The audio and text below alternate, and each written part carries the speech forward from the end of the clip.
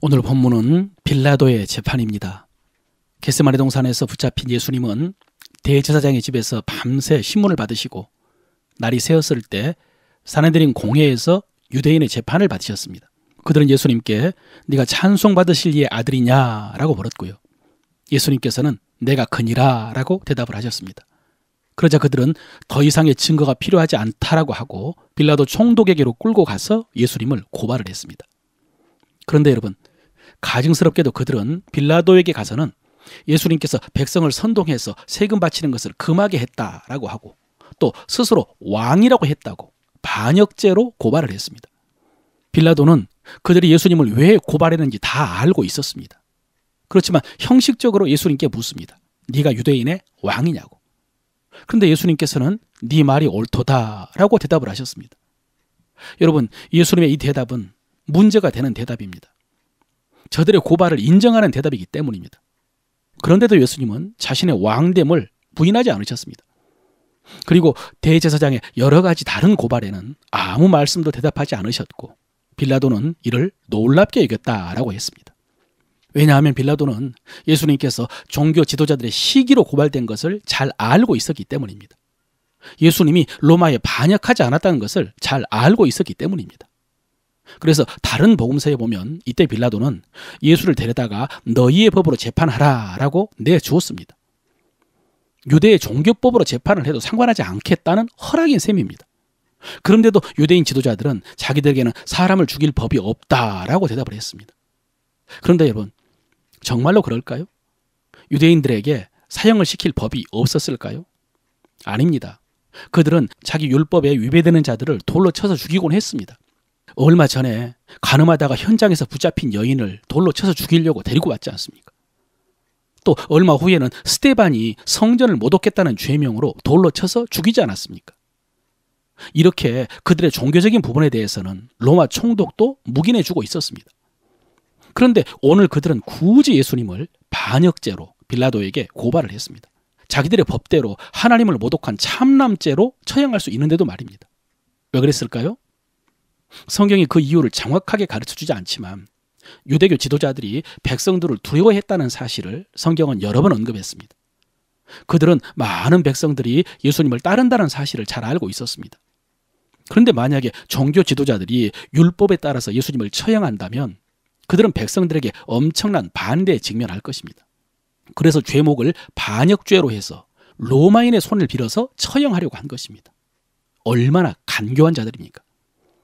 결과적으로 예수님은 빌라도의 법정에서 반역죄로 사형 선고를 받으셨습니다. 그래서 예수님은 유대인의 법대로 돌에 맞아 죽은 것이 아니라 로마의 법대로 십자가에 달려 죽게 되었습니다. 그런데 여러분, 예수님이 이렇게 반역죄로 십자가에 못 박혀 죽으신 것은 저들의 간교함 때문만은 아닙니다.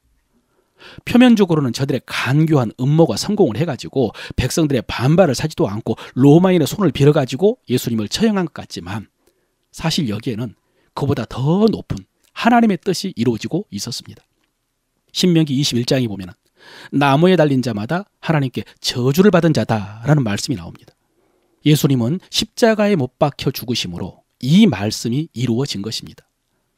예수님의 죽음이 그냥 죽음, 사형이 아니라 우리의 죄를 대속한 죽음이었는데 죄뿐만 아니라 우리가 당할 저주까지 대신한 죽음이었다는 것입니다. 저주를 받으셨습니다. 그래서 사도 바울이 갈라디아서 3장에서 이렇게 말했습니다. 13절이죠. 그리스도께서 우리를 위하여 저주를 받은 바 되사 율법의 저주에서 우리를 속량하셨으니 기록된 바 나무에 달린 자마다 저주 아래 있는 자라 하였음이라. 결국 주님이 십자가에서 죽으심으로 우리가 율법의 저주와 형벌에서 해방되었습니다. 여러분, 이 거룩한 하나님의 뜻이, 이 귀한 우리를 위한 하나님의 뜻이 불의한 빌라도의 법정에서 이루어졌습니다. 종교 지도자들의 악하고 간교한 의도에 의해서 이루어졌습니다. 여러분, 우리가 당시에 이 일을 알았다면 저 간교한 무리들로 인해서 분노했을 것입니다. 빌라도의 법정에 있었다면 정의가 없다고 절망했을 것입니다. 어쩌면 하나님을 향해서 하나님 어디 계시냐고, 하나님 뭐 하시냐고 소리를 쳤을지도 모릅니다. 그런데 여러분, 하나님께서는 악한 자의 간교한 음모를 통해서도 우리를 위한 구원의 역사를 정확하게 이루셨습니다. 사랑하는 성도 여러분, 지금도 우리 하나님이 일하고 계심을 믿으시기를 바랍니다.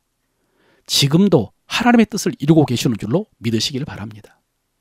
그러므로 세상에 되어지는 일만 바라보면서 흥분하지 마십시오. 사람들만 바라보면서 분노하지 마십시오. 모든 일을 통해서 하나님의 뜻을 이루고 계십니다. 지금 우리 눈에는 하나님의 손길이 보이지 않지만 어느 순간 모두가 다 알게 될 것입니다. 그래서 하나님의 놀라운 섭리와 역사를 증거하며 찬양하게 될 줄로 믿습니다. 오늘 우리가 입술로 고백할 우리 믿음의 도리입니다. 나는 오늘도 하나님의 뜻을 이루기 위해서 말하고 또 침묵하겠습니다. 나는 오늘도 하나님의 뜻을 이루기 위해서 말하고 또 침묵하겠습니다. 하나님께서는 악인들을 통해서도 하나님의 뜻을 이루시는 줄로 믿습니다. 하나님께서는 악인들을 통해서도 하나님의 뜻을 이루시는 줄로 믿습니다. 하나님께서는 지금 나를 위해서도 일하고 계신 줄로 믿습니다. 하나님께서는 지금 나를 위해서도 일하고 계신 줄로 믿습니다. 나는 오늘도 말씀 속에서 하나님의 뜻을 찾고 구할 것입니다. 나는 오늘도 말씀 속에서 하나님의 뜻을 찾고 구할 것입니다. 아멘.